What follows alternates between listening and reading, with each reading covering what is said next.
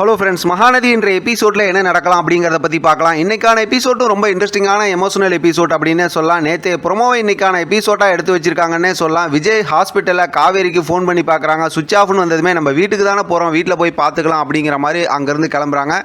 கங்கா கிட்ட காவேரி பேசிக்கிட்டு இருக்கும்போது ஒருவேளை விஜய் என்னை விட்டு போயிடுவாங்களோ அப்படிங்கிற மாதிரி ஃபீல் பண்ணி கண் கலங்குறாங்க. அதுக்கு கங்கா வந்து ஆறுதல் சொல்கிறாங்க.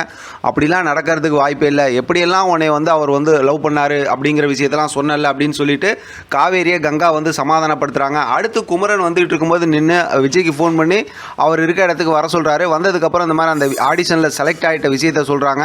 அதுக்கப்புறம் வீட்டில் சொல்லிக்கலாம் அப்படிங்கிற மாதிரி சொல்லிட்டு அங்கேருந்து குமரன் வந்து கிளம்புறாங்க. விஜய் வந்து நான் வீட்டுக்கு போகணும், காவேரியை பார்க்கணும், அங்கேருந்து கிளம்பிடுறாங்க. வீட்டில் தாத்தா ஊஞ்சலில் உட்காந்துருக்காங்க. காவேரி வந்துட்டு இந்த மாதிரி விஜய் சம்மந்தமாக வந்துட்டாங்களான்னு கேட்குறாங்க. இப்போ தான் தாத்தா இருந்துக்கிட்டு ரெண்டு பேரும் கண்ணாமூச்சி விளையாடுறீங்களா, உனக்காண்டி தான் மாடியில் வெயிட் பண்ணிட்டு இருக்கான், போய் என்னன்னு பாருமா அப்படிங்கிற மாதிரி காவேரிகிட்ட சொல்கிறாங்க.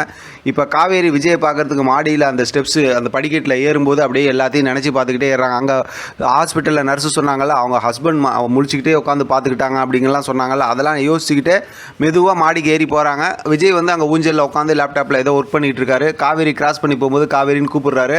பக்கத்தில் வந்து உட்கார சொல்கிறாரு. உடனே பக்கத்தில் வந்து நிற்கிறாங்க. பேசிகிட்டு இருக்கும்போதே பார்த்தா நான் ஃப்ரெஷ் ஆகிட்டு வந்துடுறேன், நீங்கள் வந்து ஃப்ரெஷ் ஆகிட்டு இருக்கீங்க அப்படிங்கிற மாதிரி சொல்லிவிட்டு அப்புறம் ஃப்ரெஷ் ஆகிட்டு வந்து பக்கத்தில் உட்கார சொல்கிறாங்க. நான் பக்கத்தில் தான் உட்காந்துருக்கும் போது இன்னும் பக்கத்தில் உட்காருங்கும்போது நான் எவ்வளோ தூரத்தில் உட்காந்துருக்கேன் சொல்லுங்கள் அப்படிங்கிற மாதிரி ரெண்டு பேரும் பேச ஆரம்பிக்கிறாங்க. ஆனால் காவேரி வந்து கோவமாக இருக்காங்கங்கிறது அவங்களோட பேச்சிலே தெரியுது.